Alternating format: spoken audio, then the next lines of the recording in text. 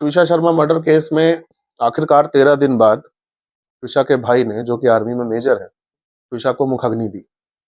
13 दिन हो गए थे। 13 दिन से ट्विशा की बॉडी सड़ रही थी, कह सकते हैं। परिवार न्याय की मांग पे अभी भी अड़ा है, लेकिन एक जिद थी कि जब तक मिलेगा नहीं तब तक हम ट्विशा को आग नहीं लगाएंगे। हालांकि चलिए, भाई ने आग तो दे दी। इसके अलावा और भी चीजें निकल के सामने आई हैं। ट्विशा की सास गिरिबाला सिंह, ट्विशा की मौत के बाद करीब 46 लोगों को वो कॉल करती है, जिसमें सारे रसूखदार, सारे प्रशासन के बड़े बड़े अधिकारी, जज, ये सारे ही शामिल थे।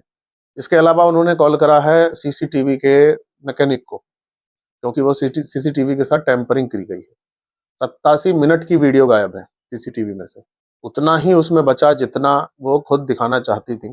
और दोनों ही माँ बेटे, गिरिबाला सिंह और समर्थ सिंह, ये दोनों का ही रसूख, क्योंकि रिटायर्ड जज हैं, तो दोनों का ही रसूख काफी अच्छा है पूरे प्रशासन में। लेकिन ट्विशा के माँ बाप ने मध्य प्रदेश के मुख्यमंत्री से ये कोशिश करी थी कि सीबीआई को जांच जाए, जिसके बाद मुख्यमंत्री जी ने सीबीआई को जांच सौंपने के लिए सिफारिश कर दी थी, और कोर्ट से भी ऑर्डर आ गया कि हाँ, इसमें सीबीआई की जांच होनी चाहिए।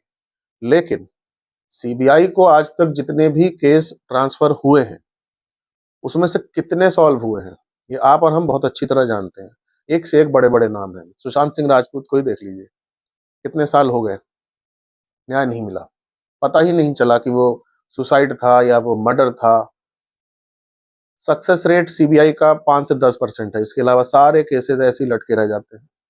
सीबीआई लास्ट में अपनी जांच में जब चार्जशीट फाइल करती है, तो उसमें एक ही लाइन लिखती है कि सबूतों के अभाव में हम पुष्टि नहीं कर सकते। उम्मीद है कि इस केस में कम से कम सीबीआई ऐसा नहीं करेगी, क्योंकि ट्विशा के साथ जो कुछ भी हुआ है वो किसी के भी साथ हो सकता है, हमारे आपके घर में भी हो सकता है। बहरहाल गिरिबाला सिंह बहुत बुरी तरह फंस चुकी हैं अपने कॉल रिकॉर्ड्स को लेकर, क्योंकि हड़बड़ाहट में, बेशक वो न्यायाधीश थी, लेकिन हड़बड़ाहट में उन्होंने जितनी भी कॉल्स करी, वो सब कॉल डिटेल रिकॉर्ड्स में, सीडीआर जो पुलिस निकालती है, उसमें आ चुका है। समर्थ ने पहले तो जबलपुर कोर्ट में सरेंडर किया। जब उन्होंने सरेंडर किया तो जबलपुर कोर्ट के जज ने बोला कि ये सही जगह नहीं है जहां आप सरेंडर करने आए हैं, आपको सरेंडर भोपाल कोर्ट में जाके करना चाहिए, और वहां के थाने में आपकी एफआईआर दर्ज है, तो आप वहां जाइए।